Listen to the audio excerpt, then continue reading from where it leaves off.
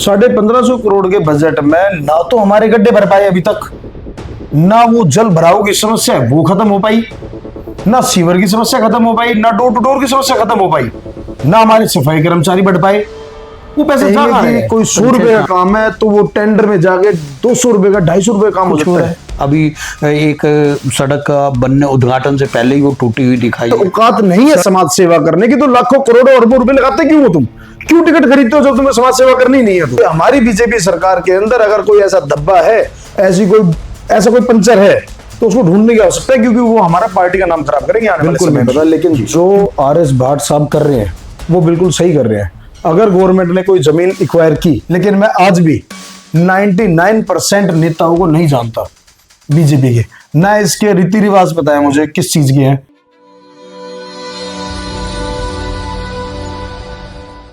कल हरियाणा में बजट पेश किया गया, 2,23,000 करोड़ रुपए का बजट नैब सरकार ने 3 घंटे में पढ़कर सुनाया। किस तरीके से आज मैं यहाँ पर समाज सेवी है, पार्षद पति है सारिका प्रशांत भारद्वाज के ऑफिस में आया हूँ। प्रशांत जी नमस्कार। नमस्कार जी। प्रशांत जी, कल बजट 3 घंटे की पूरे जो बजट पर मुख्यमंत्री ने पेश किया, गुड़गांव में बड़ी बड़ी सौगातें दी हैं, कैसे देखते हैं? सरकार का हिस्सा भी हैं, अपने वार्ड में निरंतर काम भी कर रहे हैं, क्या कहेंगे? देखिए जी, हमारी बीजेपी सरकार है, बजट बहुत अच्छा बजट दिया है, मैं उसकी सराहना करता हूँ और उम्मीद करता हूँ कि अब की बार तो काम होगा जी। क्योंकि देखिए ऊपर से ना सौगात तो बहुत मिलती है हमें, लेकिन नीचे आके वो सौगात कहाँ खत्म हो जाती है, वो लीकेज का है। अगर किसी नई कंपनी का अच्छा टायर है, अच्छा ट्यूब है उसके अंदर, और फिर भी हवा नहीं रुक रही, मतलब समझ रहे हो आप कि बजट तो आया है बहुत अच्छा, हमारी सरकार ने दिया है, बजट आता का है हमारे यहाँ और वो लगता है हमारे विकास कार्यों में, लेकिन वो विकास कार्य दिखाई क्यों नहीं देते? तो इसमें दोष सरकार का नहीं है, दोष उस पंचर का है जहां वो पैसा जा रहा है। अगर मैं इसकी बात करूं हमारे नगर निगम से जोड़ के, एक छोटा सा उदाहरण, जो सबसे छोटी इकाई है हमारे यहाँ पे 1550 करोड़ का बजट था। 1550 करोड़ के बजट में ना तो हमारे गड्ढे भर पाए अभी तक, ना वो जल भराव की समस्या है वो खत्म हो पाई, ना सीवर की समस्या खत्म हो पाई, ना डोर टू डोर की समस्या खत्म हो पाई, ना हमारे सफाई कर्मचारी बढ़ पाए। वो पैसे जा कहां रहे हैं? पंचर कहाँ पे? सिस्टम में कमी है। सिस्टम में कहीं ना कहीं तो कमी है। तो मैं तो पंचर वाला हूं नहीं, तो पंचर के लिए तो किसी अब्दुल करीम को देखना पड़ेगा, तो सरकार को किसी ऐसे अब्दुल की ड्यूटी लगानी पड़ेगी जो पंचर पे ध्यान दे, क्योंकि सरकार बेचारी बहुत अच्छा काम कर रही है और ये पैसा जनता का ही पैसा है जो सरकार के पास हम टैक्स के रूप में देते हैं और सरकार हमें वापस रिटर्न तोहफे के रूप में देती है जी। तो सरकार अपना काम कर रही है बहुत अच्छे तरीके से, जब तो तीसरी बार हमारी सरकार बनी दोबारा। बिल्कुल। लेकिन मैं फिर कहना चाहूंगा हमारे मुख्यमंत्री साहब से कि हमारे जो हरियाणा के अंदर पंचर है ना, आप उस पर फोकस करिए। मतलब देखिए कि वो बजट जा कहां रहा है, सही जगह से जाता है या नहीं जाता है। घूसखोरी इतनी ज्यादा बढ़ चुकी है, कालाबाजारी इतनी ज्यादा बढ़ चुकी है कि हम चाह के भी जो हमारा काम होना है ना वो नहीं हो पाता है। मतलब आप कहेंगे कि कोई 100 रुपए का काम है तो वो टेंडर में जाके 200 रुपए का 250 रुपए का काम हो जाता है। एक बहुत पुरानी बात है, किसी नेता ने बोला था हरियाणा के अंदर कि ऊपर से 100 रुपए तो आते हैं, नीचे आके वो कहीं ना कहीं 10 रुपए 15 रुपए रह जाते हैं जी।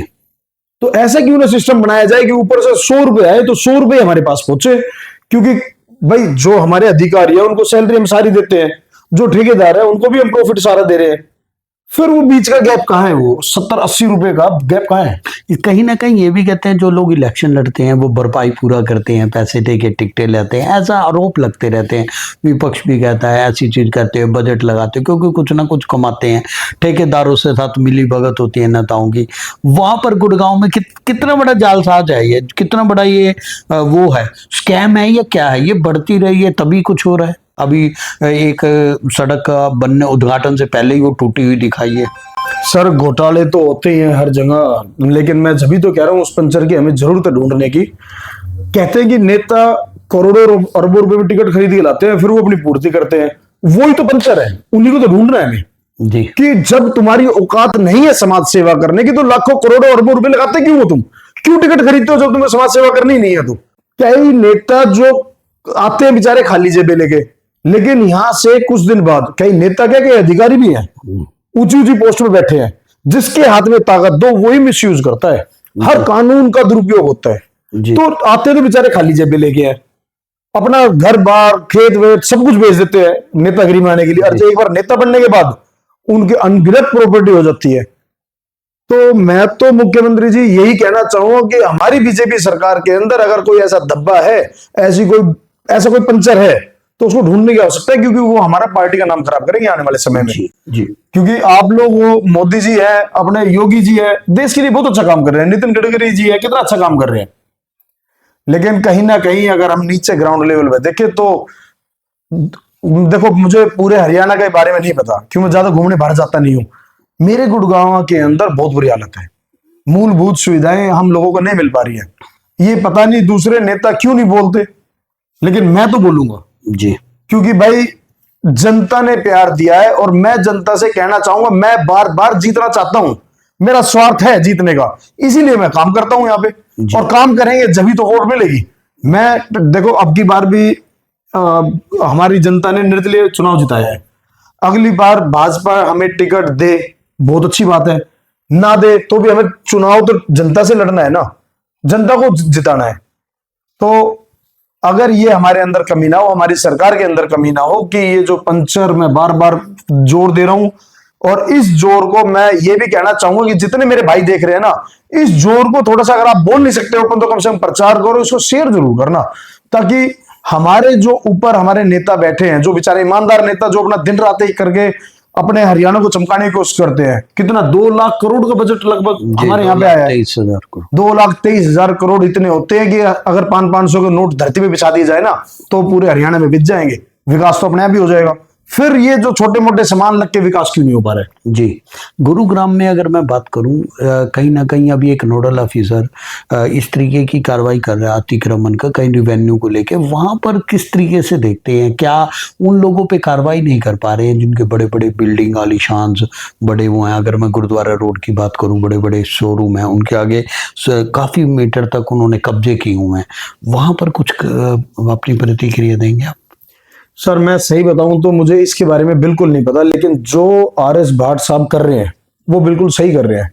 अगर गवर्नमेंट ने कोई जमीन एक्वायर की, ये मैं कह रहा हूं उन अधिकारियों की कमी है, अगर हमने 10 साल पहले एक्वायर कर ली तो उसको अपने कब्जे में लेना चाहिए था। आप खुली जमीन छोड़ोगे तो कोई ना कोई तो कब्जा करेगा। बाढ़ में कुछ अतिक्रमण को लेके कुछ हाँ, नहीं, हमारे यहाँ तो बहुत छोटा सा है, जैसे धनवापुर रोड है बेचारा, वो एक ही रोड है हमारा मेन रोड, उसी के ऊपर कोई लोग गाड़ियां खड़ी कर देते हैं, छोटा सा कोई फुटपाथ वगैरह ऐसे इस टाइप का है। हमारे यहाँ ऐसा कुछ नहीं है अभी, लेकिन मैं कहता हूँ कि उन जो हमारे यहाँ पे रिक्वायरमेंट होती है, आप उसको पहले कब्जे में लो ना अपने में, तो लोग वह कब्जा ही नहीं कर पाएंगे। भाट साहब बिल्कुल ठीक कर रहे हैं। बदनाम क्या, वो वाली बात है, कहावत है हमारे दादा परदादा के जमाने की, सच्ची बात कह दी जना आंख मंगली देती हो जी, काने को काना कह दिया तो तुरंत राड हो जाती है जी। तो वो वाली बात है। मैं तो जो कहना है ना, मुंह पे कहना है। फिर भी लोग आपको पसंद करके आपको जिताया, वो अच्छे आदमी है, जो मेरे को पसंद करते हैं वो अच्छे आदमी है, और जो बुरे आदमी है ना, जिनको मैं बुरा लगता हूँ, वो मेरे कभी हो भी नहीं सकते, क्योंकि उनकी आंखों पे परत जम चुकी है। ऐसे ही हमारे पार्टी वालों का होता है। पार्टी में हम नहीं जानते कौन नेता है कौन नहीं है, लेकिन हम फिर भी पार्टियों के पीछे पड़े रहते हैं ना जी। कोई कांग्रेस के पीछे पड़ता है, कोई आम आदमी, कोई हमारी बीजेपी के पीछे पड़ता है। तो ठीक है, मुझे इस चीज से परवाह नहीं है, कोई भी कोई अच्छा समझे बुरा समझे, मेरा काम है काम करने का। शांत जी, आप पार्टी से तो जुड़ गए हो, गतिविधियों में आप वैसे ही नहीं जा पाते या वार्ड से ही में ही बिजी रहना पसंद करते हो? सर मैं जैसे एक फैमिली मैन हूँ जी, मैं अपने परिवार को बाहर घुमाने के लिए नहीं लेके जा सकता, टाइम ही नहीं मिलता जनता के लिए जी। तो ऐसी जनता के लिए टाइम, मैं जनता के वार्ड में घूमता रहता हूँ, मुझे बाहर निकलने का टाइम ही नहीं मिलता। मैं सही बताऊं, इसमें कोई बुरा मत मानना, मैं बीजेपी सरकार के अंदर शामिल हो चुका, लेकिन मैं आज भी 99% नेताओं को नहीं जानता बीजेपी के, ना इसके रीति रिवाज पता है मुझे किस चीज के हैं, और कहीं ना कहीं कुछ एक आधे जो हमारे हैं ऊपर उच्च अधिकारी, जो मतलब जो इसमें संगठन में है हमारे, या कैसे भी, मतलब हमारा इतना तालमेल अभी हो नहीं पाया है जी। तो मुझे उनके रीति रिवाजों के बारे में नहीं पता। आगे समय आएगा, धीरे धीरे अपनाएंगे, जो चीज अच्छी होगी ग्रहण करेंगे, जो बुरी होगी छोड़ देंगे।